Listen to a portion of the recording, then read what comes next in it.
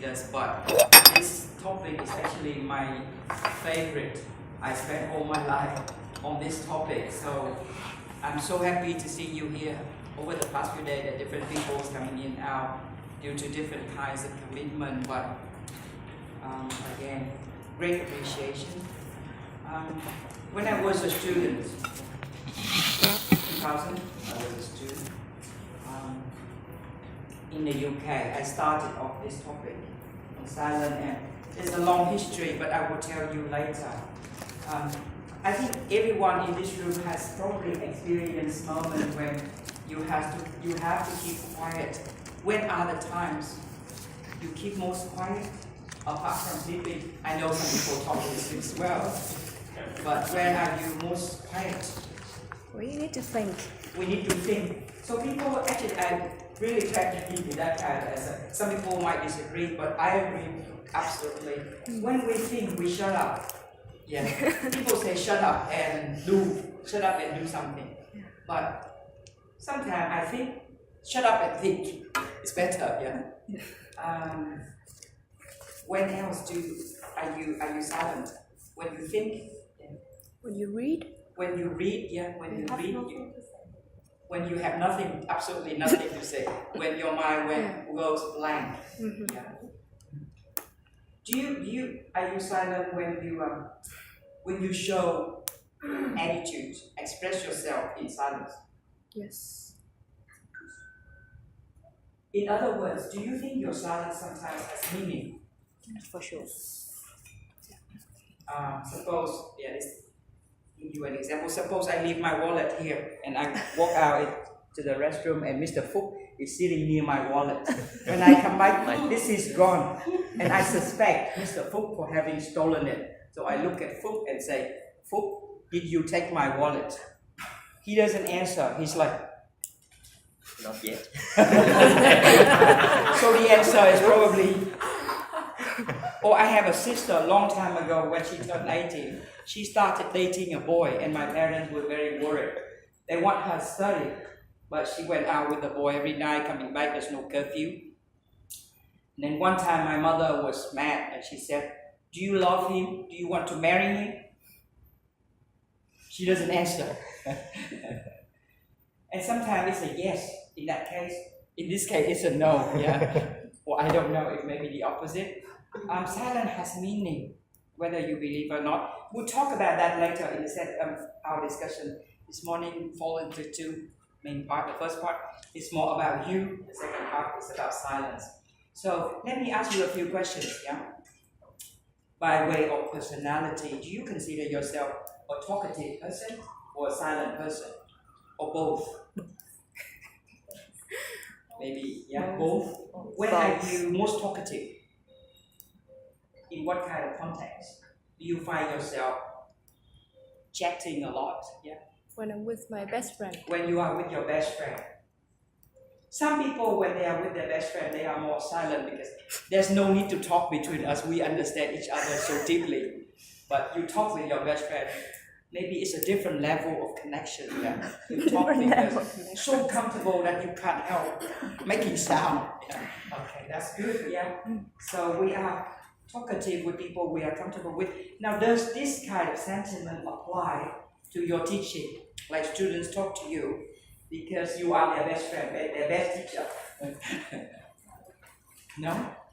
What kinds of students talk more to you? Suppose this is a bit oversimplification, but suppose you divide your class into two types of students, those who talk with you a lot and those who don't. Which group are you more comfortable with? Of course, those who talk, yeah. So actually, what you say speak volumes about the field for a long time. Since the 50s until now, when scholars talk about silence, they favor talk over silence. Between two people, talk seems to be more connected with learning. Anyone in this room think your silence sometimes can be connected to learning as well? You already said reading. You already said. Anyone say listening? Shut up and listen. Yeah. Believe it or not, the word silent is the same as the word listen. All the alphabets are the same number exactly the same alphabet. Silent and listen. If you don't believe me, you can write down. Jumble the alphabets. Yeah. So there's a strong connection. I don't know how, but between listening and silent. But I don't think this applies to everyone. Some people actually listen better when they talk. Now, apart from personality, I want you to think about not teaching anymore for a moment. I want you to walk in the shoes of students or learners. I think we are not students anymore, but we are all the time learners. We learn everything. So think for yourself as learners, and I want you to think about what you do when you talk and what you do when you're silent. I'm going to guide you through this process. This is a bit of an experiment, and the purpose of the activity is to explore how you learn. Maybe you are not aware of a number of things, me either. So you and I, let's explore our own style of learning. And once we understood ourselves, we can understand students for the same method. Yeah. Okay. Maybe you can write if you like, but I want you to answer a number of questions for me. Do you consider yourself a talkative learner? You can speak out, or you can answer quietly, or you can jot down. Yeah. Now, this question is too simple, but are there moments when you are learning through talk? I'm sure many of you will. Yeah, there are those moments. Or remember the last time you were in the classroom as a student. How long ago was that? 2 years ago, 15 years ago? Remember, yeah. I still remember, yeah. So, did you used to participate in that classroom discussion? Think about it, yeah. Or do you consider yourself more of a silent learner? You tend to listen more than you talk. Which one, yeah? Feel free to type or write, because this is a process of self-reflection that I'm taking you through, and we'll discover something about our way of learning. Or both. I just consider that as situational, depending on circumstances.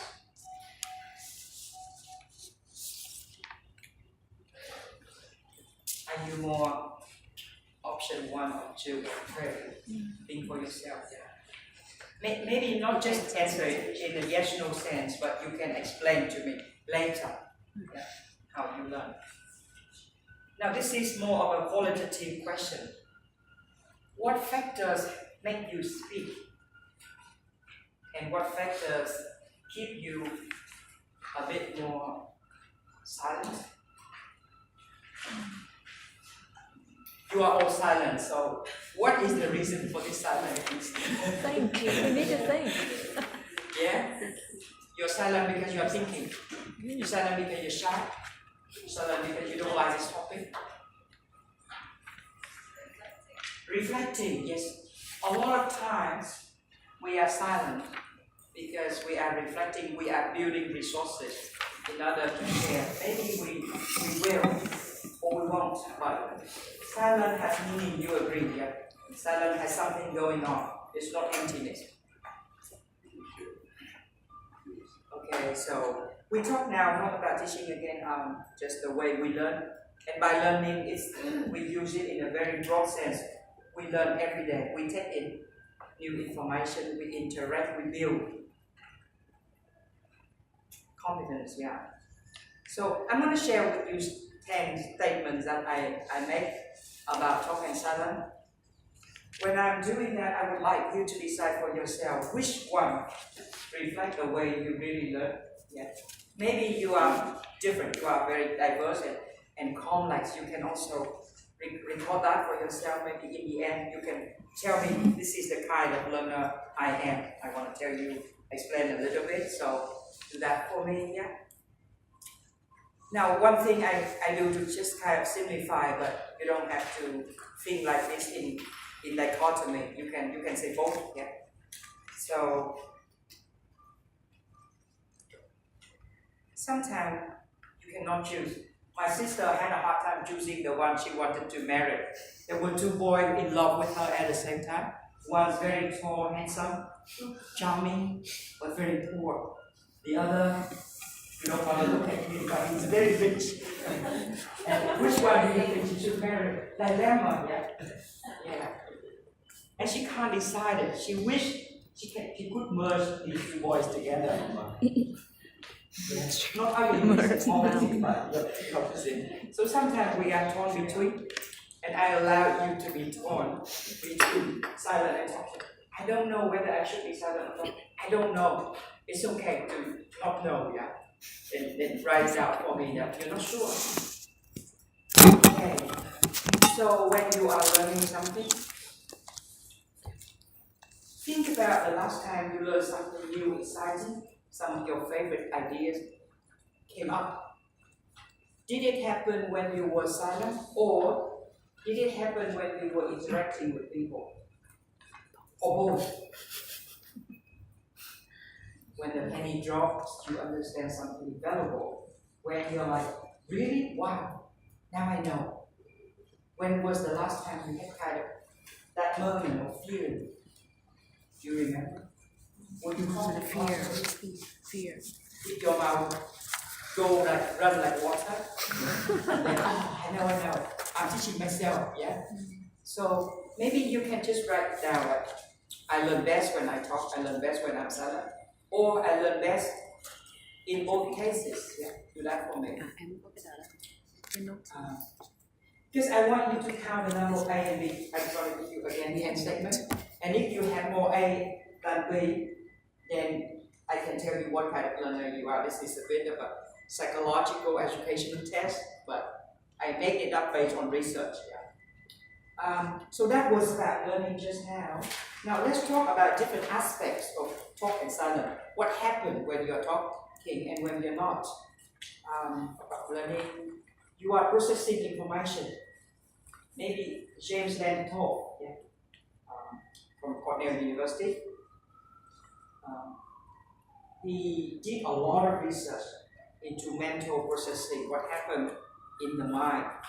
He unpeel layers of thinking. Yeah. In your learning experience, information is best processed when you are quiet, or you process information by thinking out loud. Some people actually do think out loud. Have you? Yes. Done that a long time. You drop your key. Oh, damn. Where's my wallet? What time? Yeah. Do you speak to yourself? Yeah. Are you crazy? No. Me too. Yeah. So, can you try to write down like 1A, 2B, whatever? But keep that for me at least if you don't write words, it's okay. But if you write what you remember the kind of person you are, you can actually, at the end of this half session, you can tell people, this is the kind of person I am. Yeah. Discovery, yeah. So, if both is okay, you can write AB. Yeah. I process information both talking, silent, depending on mood. Let's talk about the quality of your speech. You know, speaking has quality. Yeah. Like some people speak a lot but say nothing. Have you encountered those people? Or look a lot but see nothing. Listen a lot but hear nothing. Touch a lot but feel nothing. There's always there of construct that denotes the quality of life. Yeah. So. Again, how do you define quality of talk? When someone says something you like, help you understand, help you learn your favorite ideas. That's quality. Like Mr. Fuchs say, I'm very tired this morning. That's not quality. But if he said he'll bring durian for us, that's quality. Quality it has an impact on the way we feel, how we learn what we know. Yeah. Or change your life. Sometimes you hear somebody say something that really changed your life, just one thing. I just shared with you a moment that changed my life, and I want you to share with me if you like. So I think in the US and the UK, which is different from Australia, when you finish your PhD thesis, you still have to take the exam. Yeah. In America, you have an exam, and then you embark on your PhD thesis, and then you have to go to another exam to defend your thesis. In England, it's called a viva. I remember after I submitted my thesis, I went home and started learning for the exam for the Viva. It's like defending your thesis. In Australia, you don't have to do that. The moment you submit the thesis, you can take a vacation, ride into the sunset and sing a song, waiting for the degree to arrive. Yeah. Australia is probably very friendly. So I remember the day of the Viva, I arrived very early on campus in the morning. My Viva was 9 o'clock, but I arrived like 7 o'clock, walking around anxious and so worried, almost nervous breakdown because there will always be 3 options. One, you pass after the Viva, like 2 hours, confrontational discussion with a panel who not always very friendly. One is you pass straight away, you confirm. 2, you go home and do it again. And you modify the work. 3 is you straight fail. Yeah. And I heard from the department that the day before my Viva, one of my friends failed. Just the Viva happened and then no degree, just go home. No more opportunity. And it was just so scary. So that day I came early and I walked back and forth, and an hour later my supervisor showed up. That I had 3 supervisors. And supervisor would have to shut up. No talking in the room. Like a panel of 3 people. And they ask you questions, and my supervisor can be there, but they are not allowed to say anything. So we were both worried. My supervisor was very worried. And we paced around the room, but walking back and forth. Finally, we break the silence. I said, Brian, his name is Brian Tomlinson. Brian, do you think I can pass, judging the quality of my work? He said 2 things that really changed my life. He said, those people who show up in the room today know way less than you about silence. My topic was silence. Know way less than you about silence. You spent the past 4 years. My PhD program was 6 years.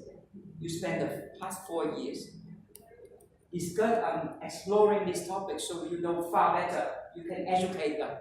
I feel high. I feel like, okay, I'm advanced now. Yeah. Second thing he said was like, if you fail, I will resign from the university. Wow. He put his life at risk for me, you know. Suddenly I feel like he breathed life into me, into my fear, and I thought, I'm gonna do my best, perform my best. And I passed, of course, later. And I remember this story forever, not because I'm good, but because someone thinks I'm good. I think that's so important. If there's someone who show up and say, you can do it. I don't know if you ever experienced the meaning of this, but some educators said, it's much better if you misunderstand your student and believe they are much better, because they might try to live up to it. Rather than put them down, undermine their ability, they will continue to think they are stupid. Yeah. So I've read so many stories about people who have been misunderstood and they fail because of that. So the reason I share the story because I forgot why, but the moment. I want to talk about the moment, quality moment. Yeah. So maybe answer for yourself. But do you have a story to share with me about the moment when silence means a lot, talk has high quality? So that talk was awesome, yeah. Quality of my talk depends on my thinking. It's a bit of a complex thought now. Do you think it happens? You talk better because you have prepared by not talking. Or do you think you talk better when you are with someone who also talking? Which one? Both. Which one happens more? Maybe you slide over to one side or the other if you like, or you can be both. Can we carry on? We talk a little bit about thinking, the way we think. Yeah. Silence allows you to handle a large amount of data in your hand, more than talk can do. Do you think faster than you think faster than you talk, or you talk faster than you think? What could be the result of talking faster than thinking? Very too confident. Too confident. Or you say things that you are not prepared to say, but already said it. When you're angry. When angry. Yeah. Like a guy said to the girl, will you marry me? Oh, just kidding. I'm not meaning to ask you yet. Which one? If you like, you can sound out to us, yeah. For a lot of people actually would say A, but there are some people who talk better than they think, and they actually merge talk with thinking. They say, when I talk, I think better. Yeah, people like that too, yeah. I'm not trying to undermine the value of talking at all. And I'm not here to promote silence. I'm not here to say silence is awesome. Not at all.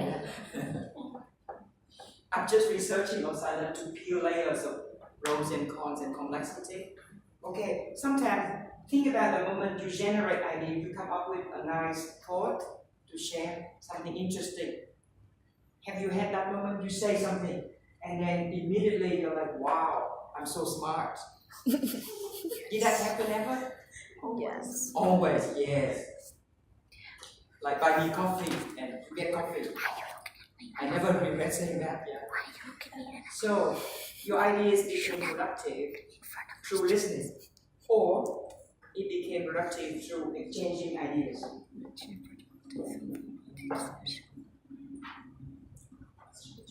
Again, if you feel you're both, just write it for me.